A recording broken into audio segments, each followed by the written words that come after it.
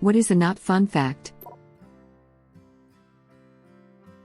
There are 8 unaccounted for American nukes and literally an unknown quantity of missing Soviet nukes that range all the way from warheads to suitcase bombs.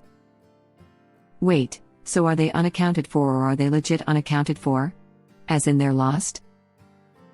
There's a few lost in the oceans, there's a megaton yield bomb buried somewhere off the coast of Georgia, state. And a couple in the Mediterranean. And one in a swamp in North Carolina that we can't get out. Edit, it's a farm. My bad. Horses can't throw up. So if they eat something bad or get a bad gas bubble, they just lay down and die. Millions years of evolving and they still can't vomit.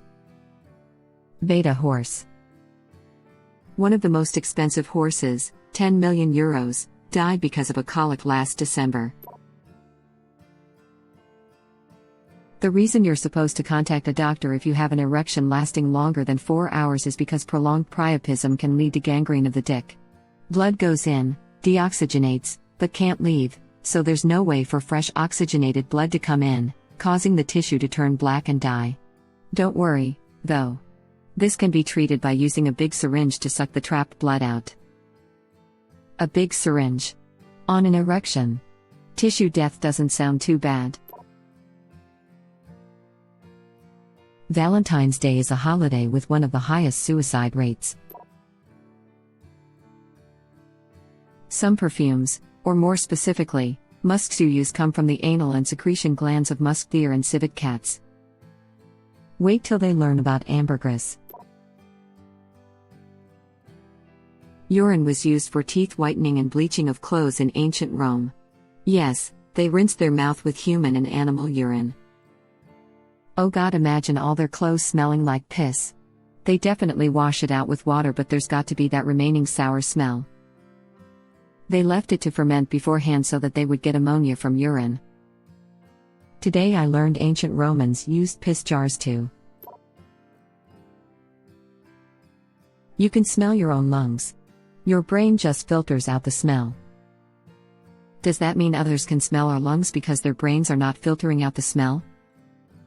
Is that why sneezes sometimes smell like, well, sneezes? Sometimes I smell what I think is mucus. Is this that smell, or is there another smell when you say sneeze? There is a genetic disease called FOP where your muscles and tissue turn to bone. Often called human statue disease. Eventually people may have to decide whether they want to become frozen in a sitting or flat/standing position. Holy crap, imagine being forced to choose which way you want to spend your life but you can't move out of it.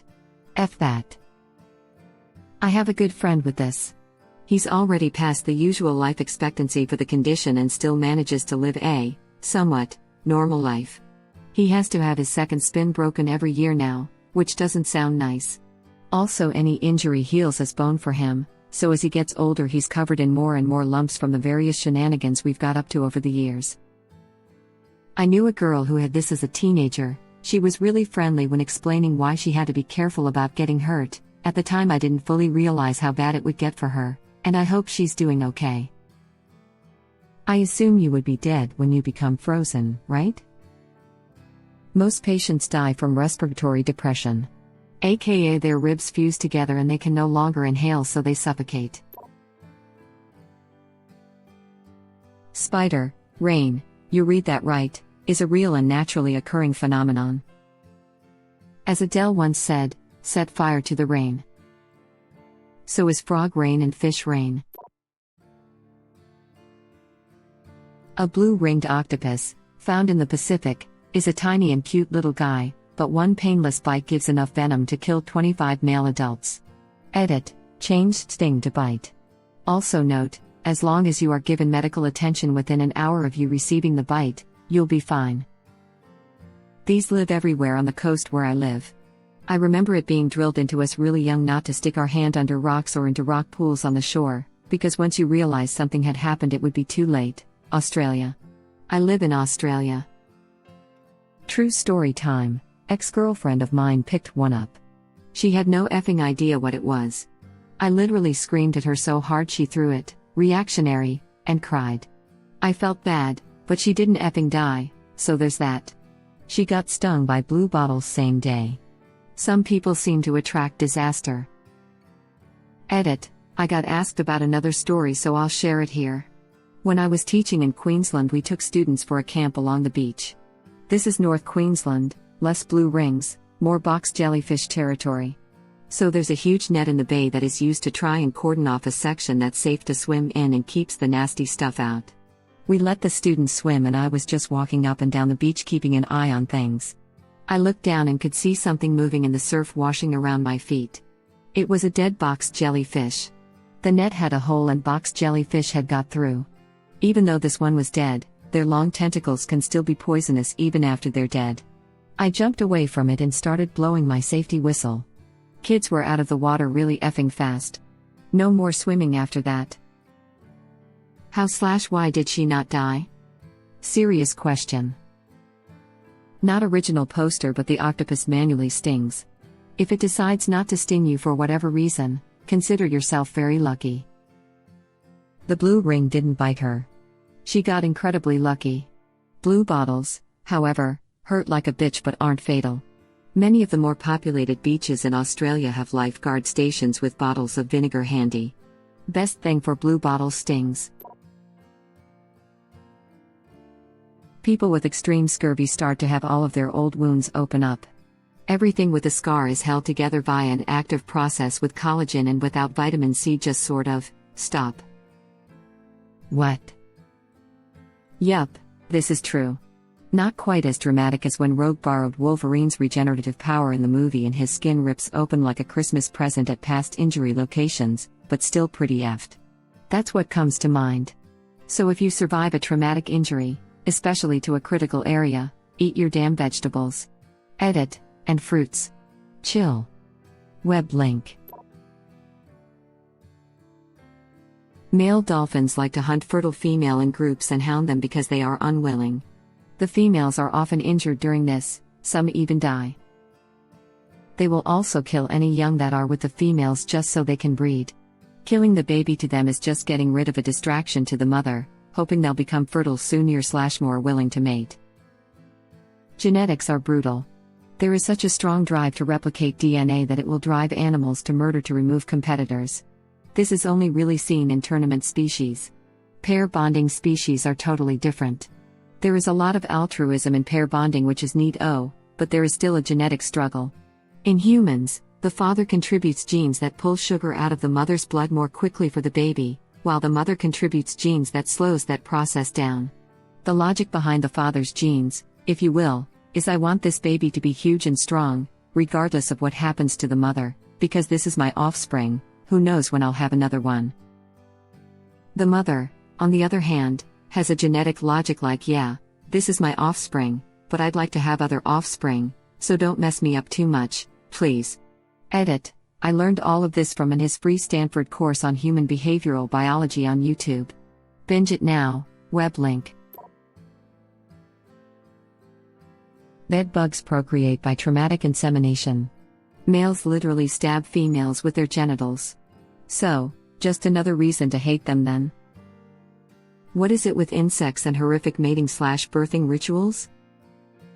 There was this hilarious scene on Planet Earth or something where the big male stag beetle is climbing up a tree to get to the female stag beetle, but there's a ton of other males that have noticed the female too. So this heroic beetle is using his superior mandible to grab his rivals and tosses them off the tree and onto the ground, one by one, as he slowly makes his way to the top while the female watches. Eventually he makes it to the top, having thrown over all the other males, and the female approaches, ready to mate. But the stag beetle is so pumped up on bug adrenaline that he grabs the female and flings her off the tree, too. And he just pauses, and you can see on his little beetle face that he knows he just effed up. Seriously the best. Edited, wrong beetle. Laughing my butt off, YouTube link. This is crazy. Did they really get shots of these beetles falling from up there, and then more shots of them hitting branches and the ground? It's astounding what these crews can capture. Not only that, but bedbugs don't care if it's male or female. Males have been found with holes in them from other males. In fact, a male bedbug A can penetrate male bedbug B and inseminate it, Then male bedbug B that was penetrated can find a female and inseminate it with male bedbug A's sperm instead of its own. Hey! This is regular not fun facts. Super extra not fun facts is down the hall. A man once had a tapeworm get cancer. That cancer metastasized, and the man died from tumors of tapeworm throughout his entire body. Doctor, well, the good news is that you do not have cancer. The bad news is, you're going to die because of cancer. Cute, fuzzy little sea otters are known to rape baby seals to death. And penguins. Do you mean penguins get raped by sea otters or penguins are sexual deviants? Because penguins are sexual deviants, pedophiles and necrophiliacs apparently. Ducks also have this habit, shockingly. I knew ducks raped other ducks, but I haven't seen reports of them raping seals.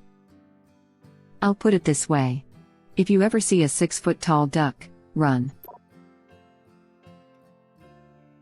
Penguins rape the hell out of anything that looks vaguely penguin-like or doesn't move. In fact, it was so rampant that the 1910-13 Scott Antarctic expedition decided it was best not to bring it up so society wouldn't have to deal with the issue it would bring up. Scientists witnessed males having sex with other males and also with dead females, including several that had died the previous year. He also saw them sexually coerce females and chicks and occasionally kill them. The scientists blamed this astonishing depravity on hooligan males and wrote down his observations in Greek so that only an educated gentleman would understand the horrors he had witnessed. When I clicked on this thread, I expected scary disease facts, not a century-old gay penguin necrophilia cover-up. And your username isn't helping the case either. Crap. I'm so glad there isn't a country full of Greek-speaking people. The world, I love penguins. Greece, 1,000-meter stare. Kowalski, analysis. Body still usable, sir. Oh god, there's probably penguins of Madagascar porn. Probably. Lol. How the hell does a penguin sexually coerce anything? Kowalski booty shake. Greifswald nuclear power plant, 1976, the almost Chernobyl of East Germany. In short, due to a short circuit resulting in a fire, then almost all coolant pumps failed. The NY Times says, A Chernobyl-scale nuclear disaster was prevented only when a single water pump in the emergency cooling system was able to draw off pressurized water heated to high temperature by the decay heat left in the reactor's core, thus preventing a meltdown. This incident became public with reunification in 1989. To be honest though, nearly every man-made disaster isn't just one thing that went wrong, it takes a whole series of things to go wrong in a particular order to happen, which is exactly why we build in things like extra fail-safes and code/protocols for engineering. Chernobyl happens because there was a long serious list of failures from the design, in the implantation, to the running of it, to literally doing the opposite what you were supposed to when crap was going wrong. The number one cause of death among pregnant women is murder. Does that mean I now have a smaller chance of being in an accident? Silver linings, you know. Sure. 9 months without alcohol will reduce anyone's chances of accidents. Lol. Just couple of days ago, a town in Poland was absolutely mortified when a body of a pregnant 13-year-old girl was found in the countryside. Culprit, and a supposed father, is a 15-year-old boy. He already confessed. Since he isn't 17, lower limit of legal persecution, he is facing some 3 years in teenagers' correctional facility, until he turns 18. These facilities are open, by the way. Since you cannot convict someone twice for the same crime. That's all. Poor girl must have been through emotional hell last weeks of her life, and her death wasn't quick, from what's been suggested. Whole town is suffering. It made national news, and among other things, like same town suffered from deadly gas explosion, wiped out economy and other tragedies, people were tired, and are pissed. Honestly, whole country is pissed off at this idiot. Most power outages in the US are caused by squirrels. Those effers are up to something. Thank you for watching. Please subscribe to be the first to know about Red Rabbit Reader's new videos. If you like our videos, please like them on YouTube and share them with your friends. We welcome your comments below. Press to start another of our videos.